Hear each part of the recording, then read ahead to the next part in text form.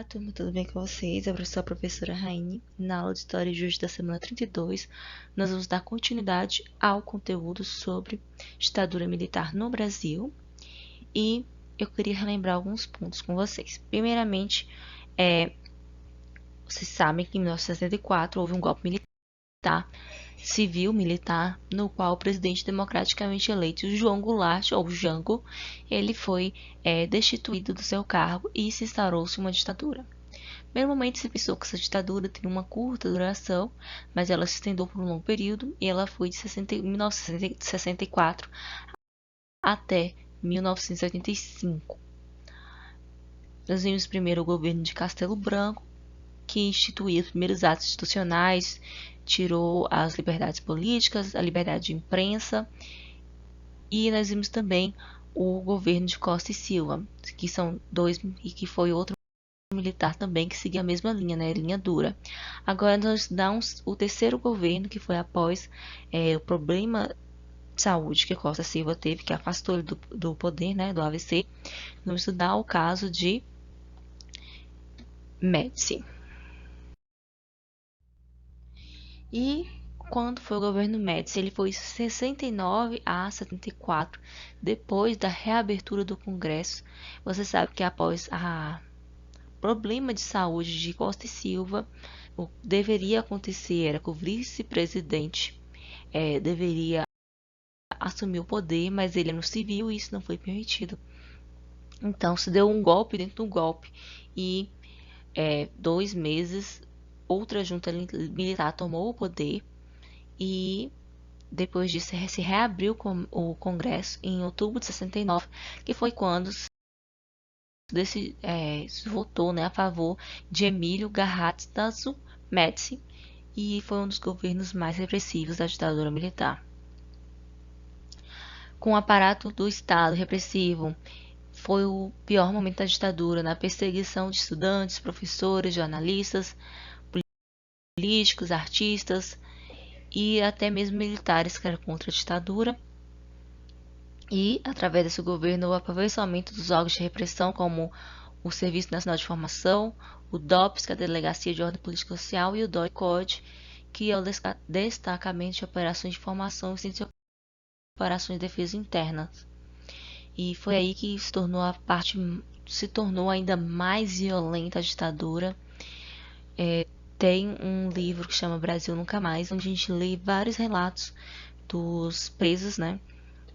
E são relatos muito fortes que falam de afogamentos, de estupros coletivos, de choques, de desaparecimentos de pessoas. Então foi um período de grande repressão no período militar. O período mais rígido do período militar foi o governo Médici.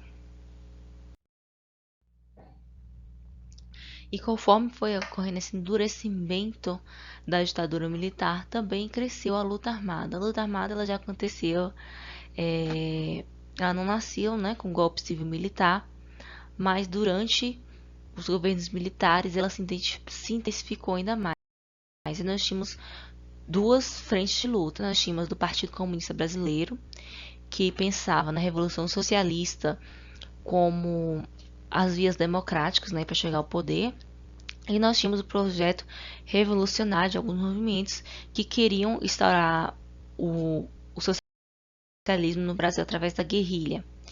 E dentro desse movimento, desses movimentos a favor das guerrilhas, que eram lutas armadas, né, dentro do país, nós temos a Ação Libertadora Nacional, ALN,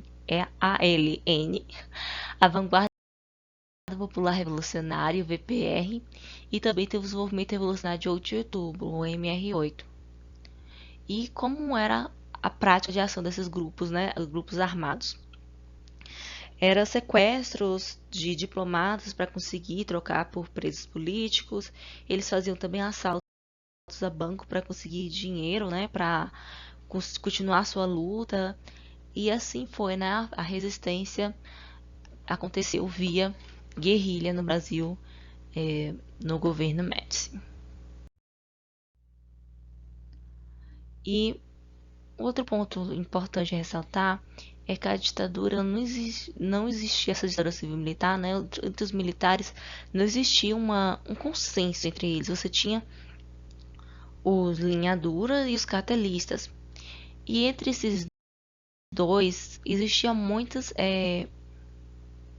discussões de como deveria ser os rumos do país. O governo Médici foi o primeiro que conseguiu apaziguar essa trégua, porque ele adotou, né, essa política de guerra de guerra interna e de usar os aparatos repressivos do Estado, a polícia, o exército, de forma cada vez mais incisiva, mais forte contra os grupos guerrilheiros e contra todos aqueles que eram considerados suspeitos pelo regime militar. E o que esses movimentos guerrilheiros eles queriam, né? Eles criticavam a via legal para se chegar ao poder, então eles eram contra a ideia do Partido Comunista, eles defendiam ideias marxistas leninistas e acreditavam ser um grupo de vanguarda que guiaria as massas, né, no grupo de elite, mas que eles guiariam a massa nesse despertar para o socialismo. Então, como vocês podem ver, existiam diferenças dentro do regime militar de como deveria acontecer a ditadura no Brasil e havia divergências também dentre os grupos socialistas do Partido Comunista e os grupos guerrilheiros, as organizações guerrilheiras, que era o VPR, o MR8 e o ALN. E quais foram as formas, né, que o governo Médici utilizou para se manter no poder, além da violência, a propaganda? E o futebol foi imprescindível nisso. Foi a época que o Brasil ganhou a Copa. E Médici utilizou muito disso. O futebol é um esporte muito popular. E Médici utilizou-se disso para utilizar como propaganda oficial. Então ninguém mais segura esse país, esse slogan, ou Brasil, ame ou deixe, para mostrar todo esse nacionalismo, esse fervor ao Brasil. E se você não estava satisfeito, você deveria sair do país. Então, o futebol ele foi utilizado como ferramenta de propaganda do regime militar. Dentro também da propaganda da violência, nós tivemos o chamado milagre econômico brasileiro. E o que foi esse milagre econômico? Ele começou em 68 e foi um alto crescimento do PIB, como vocês podem ver aqui na tabela. O PIB brasileiro cresceu a altíssimas taxas de 10%, 11%, 12% até 14% em 1973 e levou uma grande euforia nacional. E isso se deu, né? Essa milagre econômica aconteceu porque a inflação estava baixa, houve expansão do comércio, da indústria, aumentou-se a exportação dos produtos brasileiros para fora do país, mas esse milagre econômico ele não tinha tanto causas internas, mas sim externas, já que o mundo todo estava tendo elevadas taxas de crescimento nesse período.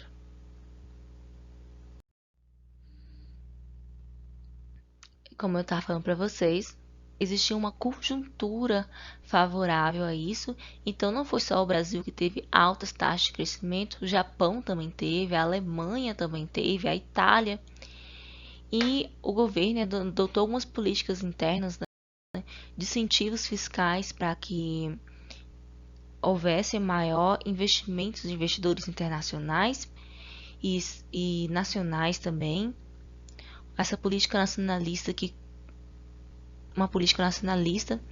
que apesar de ter esse slogan, né, de benefício à população, na relação de trabalho comprimia os salários dos trabalhadores, então se pagava bem pouco pelos os trabalhadores, então isso diminuiu o custo da mão de obra e o equilíbrio também das contas públicas. Mas outro fator também, né, foram os investimentos que os governos militares fizeram no país através de empréstimos, grandes empréstimos, sobretudo financiados pelos Estados Unidos na construção de grandes obras de infraestrutura, como a Ponte Rio-Niterói, a Transamazônica. Foram todas obras que foram construídas, ou, no caso Transamazônica, né, se iniciaram nesse período e fazer com que houvesse um desenvolvimento interno através desses empréstimos. O fim do milagre econômico aconteceu por alguns motivos, tanto internos quanto externos. Como eu falei para vocês, o milagre econômico ele foi favorecido pela conjuntura externa, mas quando aconteceu o aumento do preço do petróleo devido às guerras árabe-israelense, os países árabes triplicaram o preço do petróleo. Por exemplo, se antes custava R$10 o barril do petróleo, começou a custar R$80 o barril do petróleo. E isso causou um enorme abalo para a economia brasileira, não somente a economia brasileira, mas a economia mundial. E sobretudo a brasileira, porque 80% do petróleo consumido no Brasil, ele era importado, e ou seja, o Brasil gastava quase que metade do que ganhava com suas exportações para conseguir comprar o petróleo. E os baixos salários não beneficiavam a população, e isso fez com que a população não tivesse poder de compra, né? E não conseguisse consumir mais do que as empresas consumiam, então teve uma estagnação da economia. E quando se teve essa estagnação, a inflação volta a crescer novamente. A dívida externa aumentou muito devido aos empréstimos que foram feitos para a construção dessas grandes obras faraônicas, e a concentração de riqueza aumentou mais. Era um consenso no governo Médici falar que nós estávamos fazendo um grande bolo, um bolo era a economia, e que esse bolo estava crescendo, realmente a economia cresceu no governo Médici, e que seria repartido para todos esse bolo. Mas não foi assim que aconteceu. Aumentou ainda mais a desigualdade social, os mais ricos ficaram com o bolo e os pobres ficaram apenas com a migalha. Então, é isso, turma. Espero que vocês tenham gostado da aula, que vocês tenham compreendido o assunto, e fico com Deus e até a próxima.